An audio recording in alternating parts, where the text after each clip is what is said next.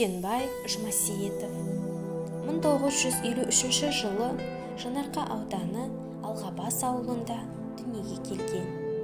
Айтыскер, ақын, әдебиетші. Ауыл шаруашылық саласында еңбек етті. Аудандық мәдениет бөлімінде қызмет атқарды. Аудандық Жаңарқа газетінің редакторы болды.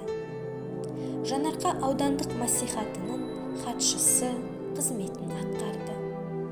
1986-90 жылдары Қазақ теледидары ұйымдастырған республикалық ақындар айтысының бірнеше дүркін лауреаты атанды.